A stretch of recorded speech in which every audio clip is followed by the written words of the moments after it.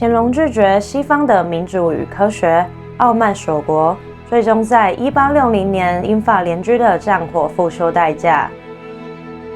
余英時教授曾指出，中共是毛澤東打造的現代光棍政權，追求的只有絕對權力，民主、自由、人權與科學皆非其關懷。台灣必須看清中共的本質，改革開放從未使其變好。唯有民主，放棄大一統，才能從爬蟲社會進化為自由的飛鳥。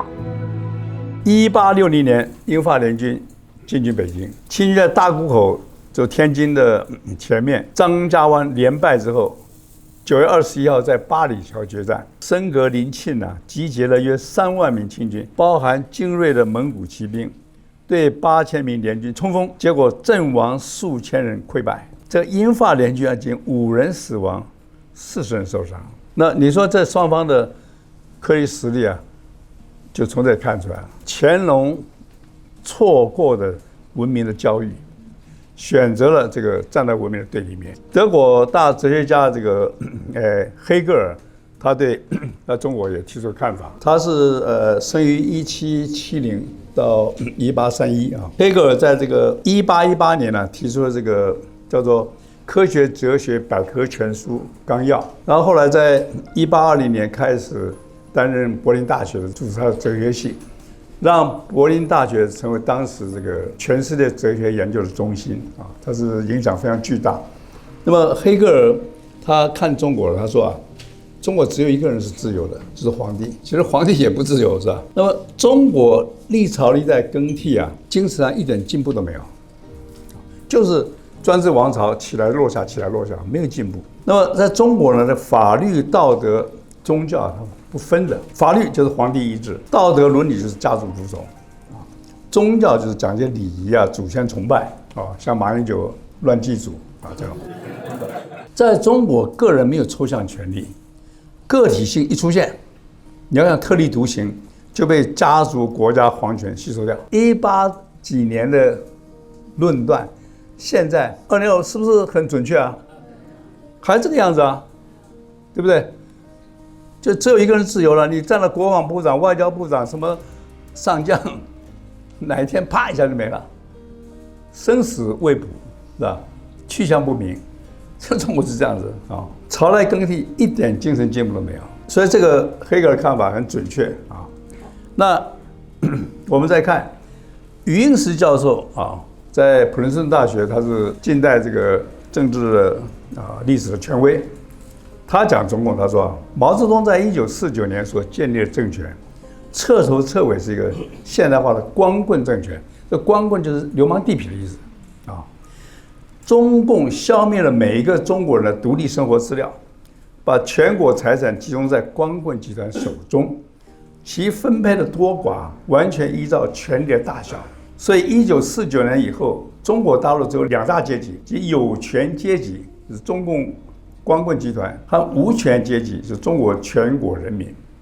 林彪說，在中國有了權就有了一切，沒有權就沒有了一切，真的是一針見血。林彪自己本身就是例子他每天跟在毛澤東身邊巴結有權，毛澤東一旦不喜歡他了，跑到出逃的蒙古墜機死亡徹頭徹尾這樣。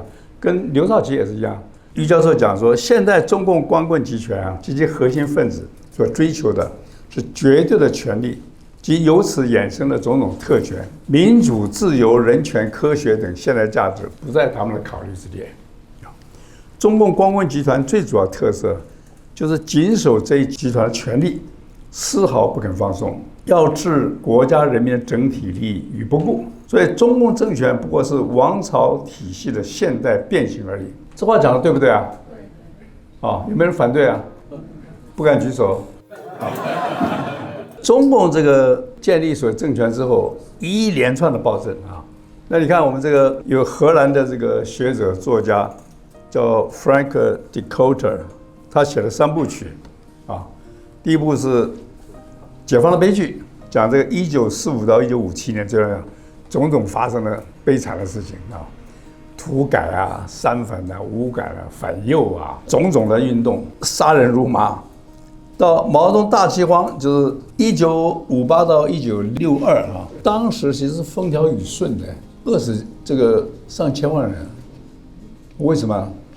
官僚啊，因為當時就是說啊，每個人說我要增產啊，報我每個人都虛報說我有多少糧食，多少增產，然後收上去以後說糧食不夠吃了，不發，看着你餓死，這個極度的這個人為的災難。極度的殘暴啊！好，然後這個過了以後，開始文化大革命，他們講叫10年浩劫，這個就是中共這個暴政歷史。這3本書其實，除了此之外，還有像我們現在呂正理先生，他也寫一本啊，他寫中國整個共產黨的歷史啊，他是全世界的嘛，很多人寫這個啊。可是就說現在奇怪，台灣是好像整個這個輿論教育體系啊。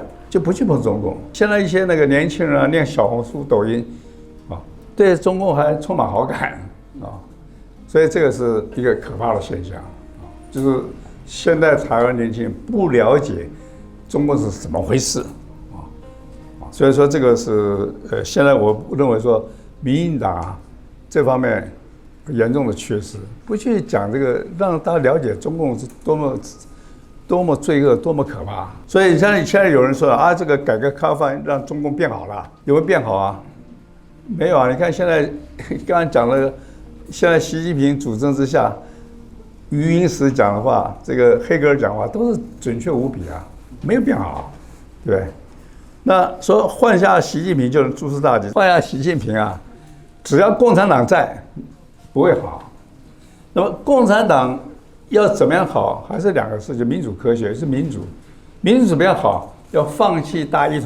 其實，在這個1920年，毛澤東就曾經主張說，建立河南共和國，啊，就是河南自治。陳炯明也說要粵人治粵，啊，陳炯明說要先有地方自由民主，以後才能談到說去跟別的省聯合啊，或建立聯邦。陳炯明他是對的，因為什麼？你看美國來講，它是叫合眾國，它每個州幾乎就是獨立的，所以這個要先有獨立的個人，有獨立的群體，有獨立社區、獨立的地方，然後大家在獨立之下啊，理性和平的可以互相談怎麼樣結合。如果是連這個地方都沒有辦法獨立啊，就好比一個人你沒有獨立，你去跟他什麼要簽約啊，或者要做生意啊，買東西要結婚。不行的，是不是？民法規定你要有獨立意志，你可以做這些事情。同樣道理說，民主就包含了地方自治，尊重每個人的人權，這才有民主。那麼大一統是什麼呢？大一統就是說，你隔壁鄰居啊，每人牆打洞，你說你這打洞幹什麼？他會想鑽過來跟你住啊。然後你家的錢我要分啊，你的事我要管啊，這叫統一。統一就根本就是踐踏人權的，你不講人權，你就根本就沒有民主的精神。所以講統一的人基本上是反民主的。可是今天很多講統一的人，每天啊民主，這不通啊，這是什麼欺負我們嘛？是吧？你這講統一你是反民主的，你怎麼有資格講民主呢？所以今天呢，我們選擇很簡單。我這個圖畫個總結，今天的文明把我們帶到一個什麼？可以說羽化登仙嘛。可以說過去的社會是爬蟲社會，爬蟲社會農業文明裡面就是在地上爬，生產力很低，弱肉強食，沒有任何法治人權的保障。可是我們這個進到民主的社會呢，我們是有法律、有自由，互相尊重。我希望它這個從爬蟲社會進化到一個飛鳥社會。人人獨立，互相尊重。那你看啊，這個1948年世界人權宣言出來以後，主張主權在民的，所以全世界的獨立的國家從60個增加到現在195個，也就是主權在民嘛。你這個殖民者，你要離開，人家誰住這也是主權是誰的嘛，是吧？這個就是一個文明的飛鳥世界，也是我們現在生存的世界。你如果是這個被中共統治回來，你又回到這種爬蟲社會，爬蟲社會就是大吃小，強凌弱，無法無天。所以台灣你現在應該好好的飛鳥羽化登仙了，你不要回做爬蟲啊，這就是很簡單，是吧？所以這是我說這是大家努力的方向。那我就講到這裡，謝謝大家。